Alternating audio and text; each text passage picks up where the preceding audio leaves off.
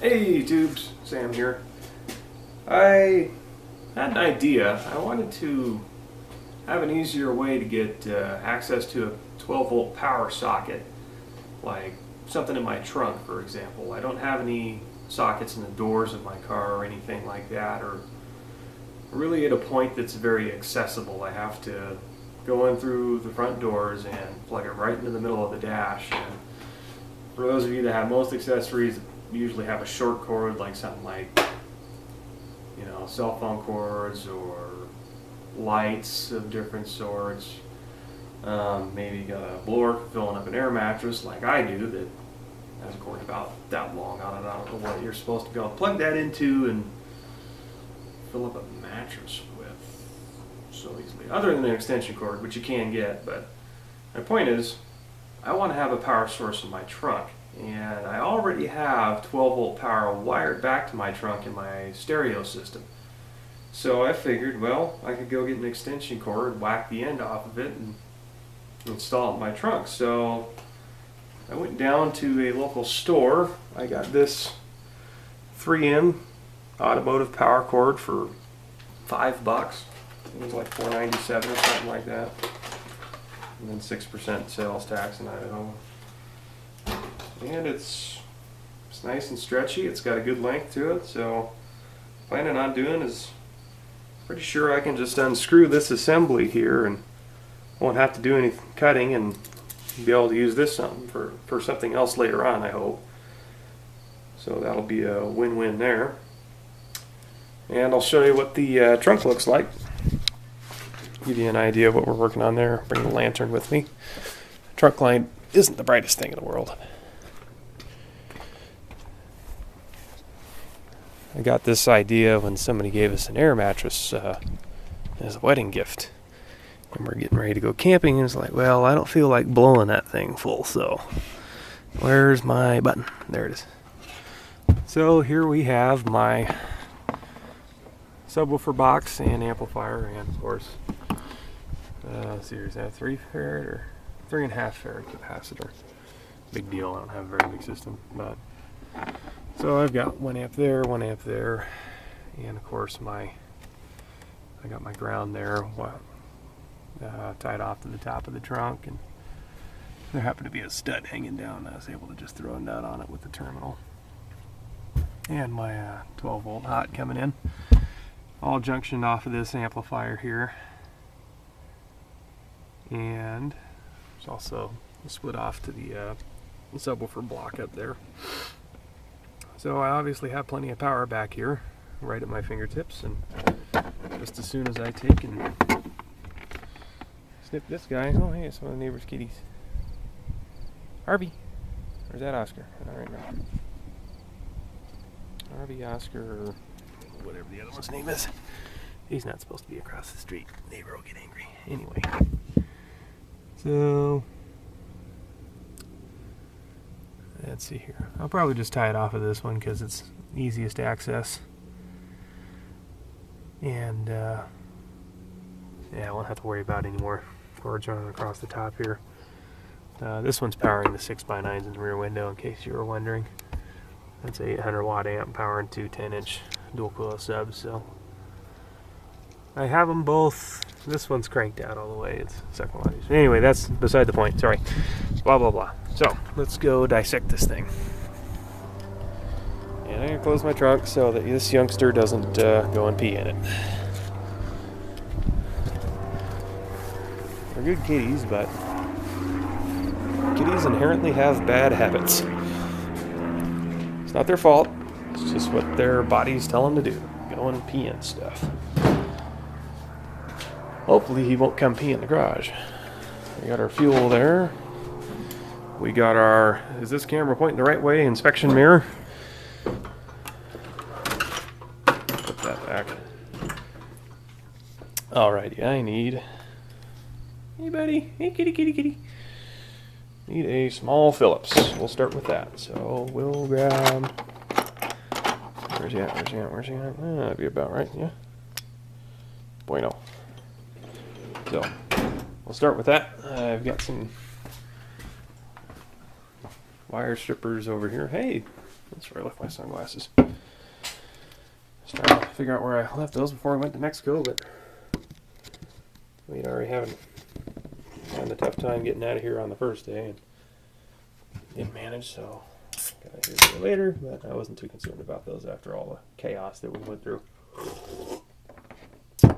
Long story. Anyway, I'm going to put that guy right there, and it looks like you can see my operation.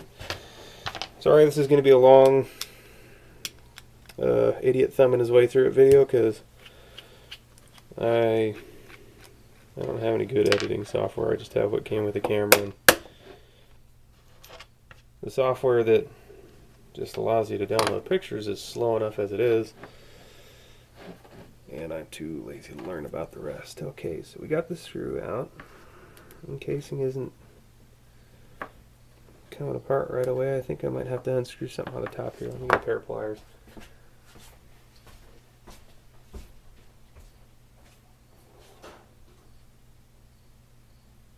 Hey buddy, don't you go peeing on me here.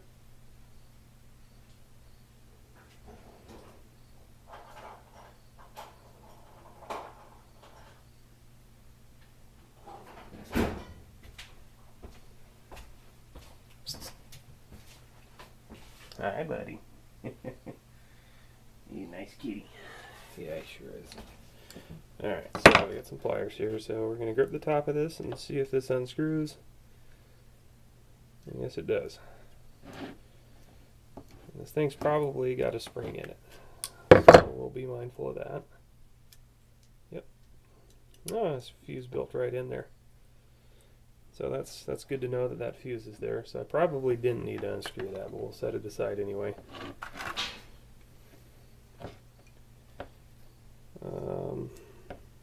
Well, that's a little cap, so it looks like I did need to unscrew that, because now I can break the casing apart. Oop. And of course, we got the side springs.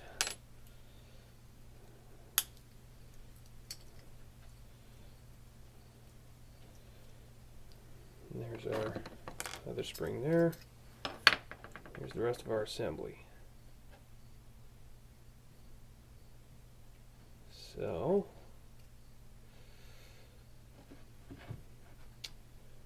our ground side is the bronze wire here. It's just clear insulation. And our hot one is the red wire. It's got a resistor on the ground wire for this LED here. So I'm going to try to leave as much of that intact as I can. And since I don't need all of this wire here, I'm going to nip it off. Oh, I'm going to say I'm going to leave an inch hanging off, just so when I decide to use this thing for something else later, I got a little bit of wire to work with. Better to cut it long now than too short. I can always trim it off, so heck, I'll even leave this little tack with that end of it. About 1.25 inches. So now we'll put this guy back together.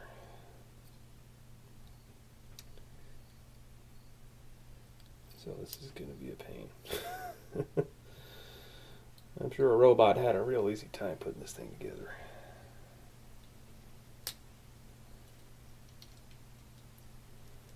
I just got to get my fat fingers to do it, while the kitty is rubbing up on me.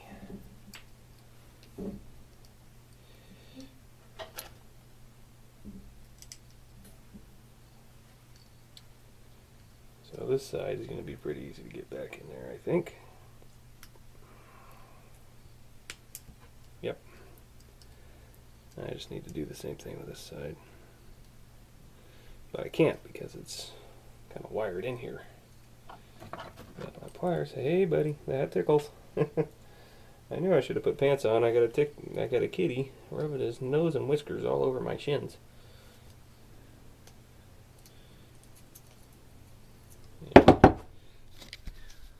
That's what I'm dealing with. Neighbor's little kitty being so adorable. Hey, those are claws, pal. Silly guy. Put the camera back here. Anyway, that's what I'm trying to make that one look like that. Probably ought to be using a smaller pair of pliers. Success. Now we just got to tuck this guy right back down there to where it's going to grip the fuse and get it back into its little plastic guides here so it doesn't try to short itself out on nothing. It wouldn't be a whole lot of good if it did that. So it looks like I can pop the top back on here. Don't seem to be having any issues. Good. We'll put this little chrome band back on there. Drop the spring back inside of it. Actually, I might have to take this thing apart to get that spring back where it needs to be. Yeah, I'm pretty sure I will. Dang it. That's okay. Just gotta be careful of these springs. Try not to let them do that. Damn.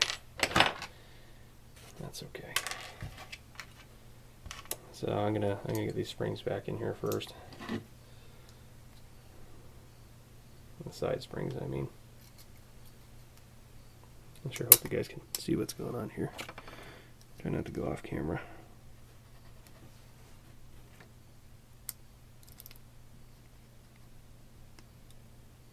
There we go. I'll bend that one like that. Drop her in like that. I'm sure you can see how this assembly works there. Wires are hooked up. Well, we got one wire hooked up to that one. We got the hot wire hooked up to this guy in the middle, and that one's just a spring. So now we're going to take this fuse spring, put it inside of there like that. Now, put everything else back together. Let's get this lined up right. Hey, bud, stay out of my shorts. He's trying to stick his head up my shorts. Goofy cat. And that's a bungee cord. Silly guy. I'm gonna hate to shoot. That's the little tab that sticks out of the end of this thing. So put the tab back. Put it back on top of the fuse. Screw that back in there like so. Tighten her down just a little bit. Make sure that's good and secure. We're going to drop this nut in the back side of it.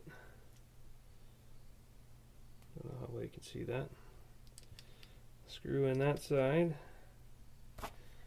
Grab our handy dandy Phillips. And voila! We've got a perfectly good, very well made, I must say, 12 volt male automotive style plug to use on a different project, and it even has an LED on it. And I tell you what, I'll bet this would be $5 at Radio Shack just for that piece, and it'd probably be something lousy. That's pretty well made. I like that thing a lot. I'm impressed. I'm sure the female socket on this thing ain't bad either. Well, there's nothing special, I guess, but it's smooth all the way through it, so I don't have to worry about it catching on nothing. Well, this is well made. It's got a nice, can't say it's waterproof, but I can say water resistant cap. Can't say it's waterproof because of these ridges in here. It doesn't really form a very good seal. Anyway, so on to this end. So what we need to do now is strip back this insulation, expose it a little bit, and since we removed our fuse out of it, I should have looked at the amperage of that fuse. I'm going to assume it's 20 amp. Probably look at the package and tell me the same. My fuse holder that I'm going to use to replace that with, it's got a 30 amp in it right now, but yeah, I can change that sucker out whenever. So, I have a dull knife here. We're going to see what kind of damage we can do with that, just for fun.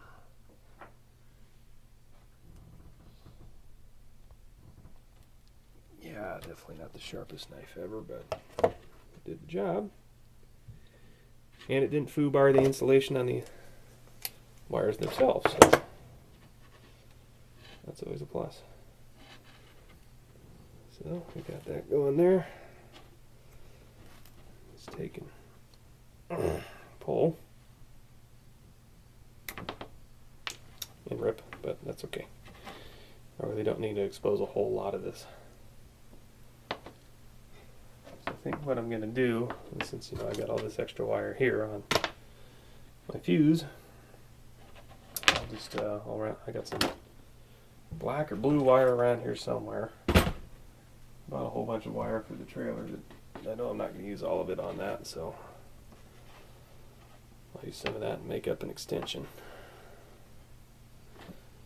Now, I will definitely use, excuse me, some of these inline type crimp connectors. They ought to do the job just fine. I really like using Scotch locks for this sort of stuff because they, I'm sure you all know what a Scotch lock is. They work really well, and they're very simple to use. Just put them on there and flip the top and crimp them down and you're set. They work extremely well. Very quick and convenient, and you can rely on them. Excuse me just a second here.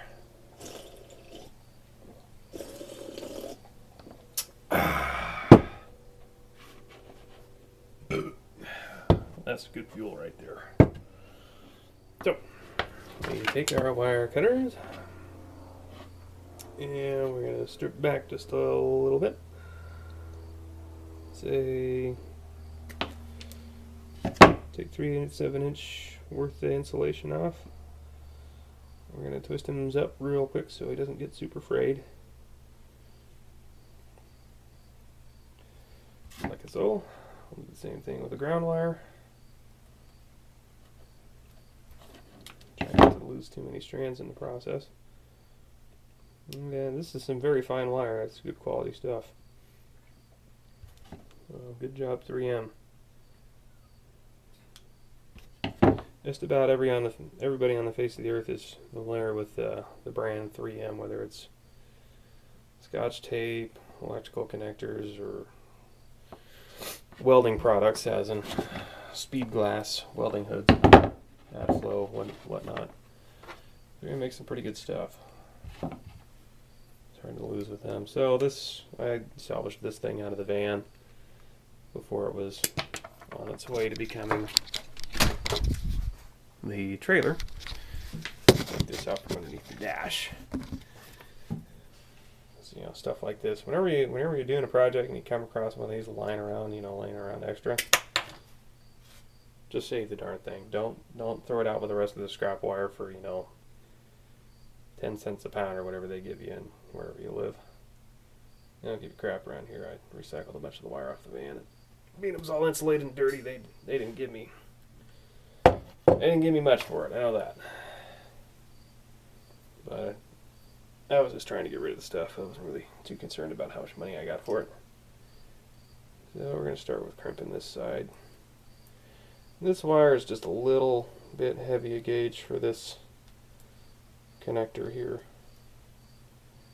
In fact, well, look at that. That'll tell you something. Let me try again. I really don't want to use Scotch locks on this because I want to try to maintain a fairly clean look, even though it's probably going to all be bound up with electrical tape because I don't have any shrink wrap tubing left. Let me go buy some more. So I'm gonna remove about 1/3 of the strands from this guy here, just so it'll fit in that connector better. And it's not going to be carrying anywhere near 30 amps. That's for a fact. In fact, this wire is probably good for 10 or 15 amps at the most. I really don't know off the top of my head, but it's not going to be doing any super heavy duty powering. I promise you that. So hopefully, yeah, I seem to be staying on camera. So I need my little crimping tool. Chain in there.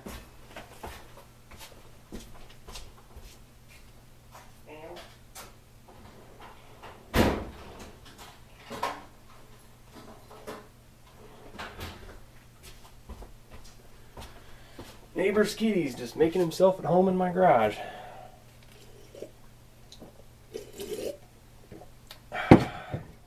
As long as you don't go peeing anywhere, I don't mind. I like kitties. I'm going to have a kitty here pretty soon with a buddy of mine's. I'm going to do his last semester of school in Thailand. He asked my wife and I if we would take care of his cat for the 6 months-ish that he's going to be there. I was a little reluctant at first just because I didn't know what my wife would say, but I talked to her about it. She's like, oh, I'd love to have a kitty. So I was like, all right, dude, we'll take care of your cat. So he's a good cat. I know him pretty well. Known him as long as Nick's had him. Nice little hairball. Ferocious feline, but nice little kitty. That little guy is a predator for sure. And I think I'm going to strip back some additional bit of this wire, and I'm going to fold it over just to guarantee that it grips real good inside of that connector. And I frayed some of it in the process, stripping it after it had been twisted, but that's okay. You fold it over like that. Pinch one end and try to twist it some more.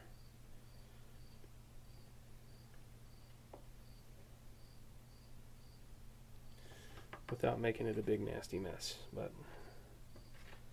yeah, I about got the gauge out of it that I want. Effectively doubled, but that's the wrong tool. And we're going to grab our crimping tool. And we're going to give him a squeeze. Lord willing, it's getting a real good grip on it.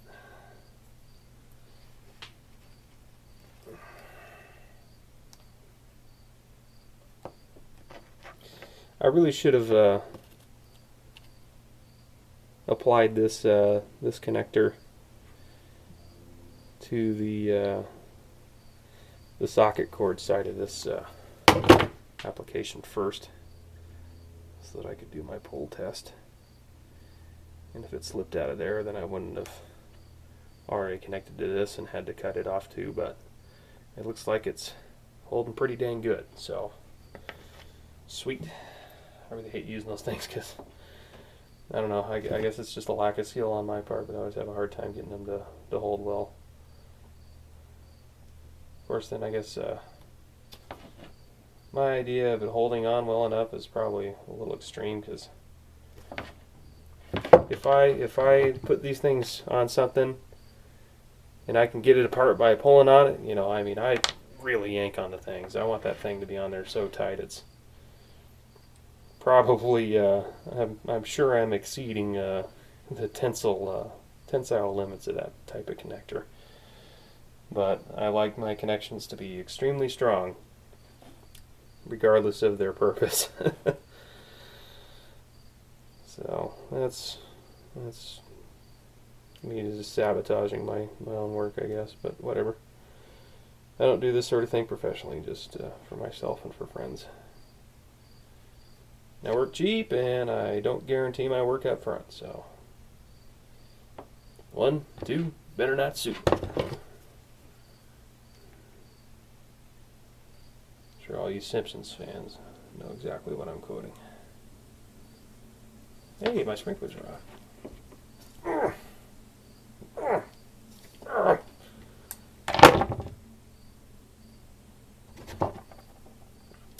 I really hate this type of little cheapy wire stripper or crimp connector, kind of all-in-one sort of tool. Everybody knows what this tool I have looks like is. Because everybody's had at least one in their lifetime, and everybody knows, anybody with any strength knows that they're complete pieces of garbage and they just bend on you. I don't know how well you can see that, but this thing's like totally like bent in on itself from me going. It's real POS. But excuse me. Let's find us a length of wire, shall we? It's not red.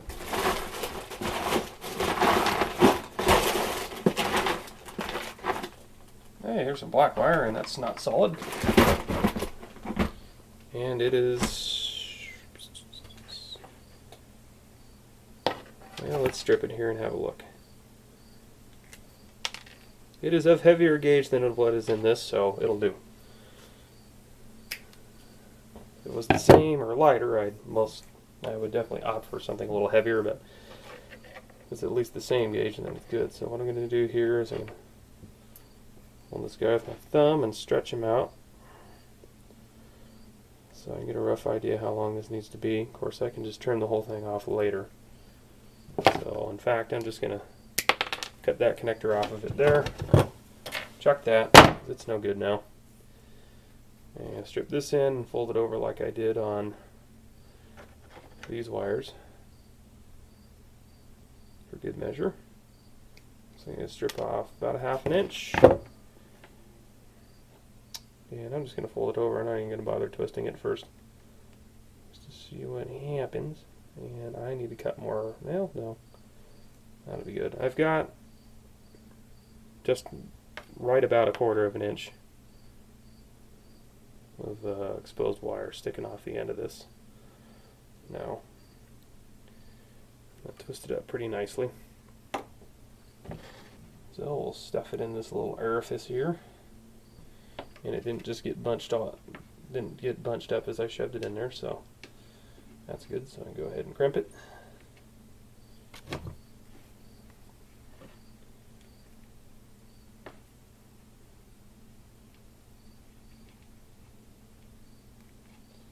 It's jammed in there good. Give her a squeeze.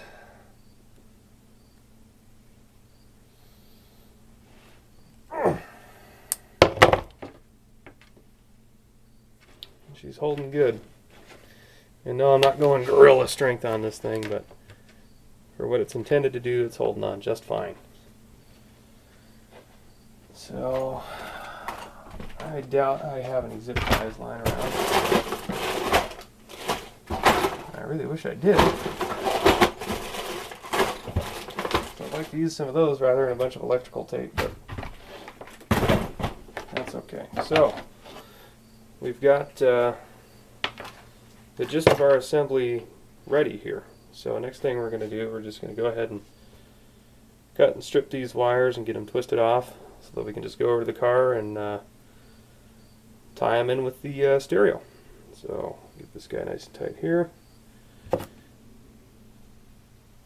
Snip him off like so. We're going to hang on to that because it's just long enough to where it will make itself useful later.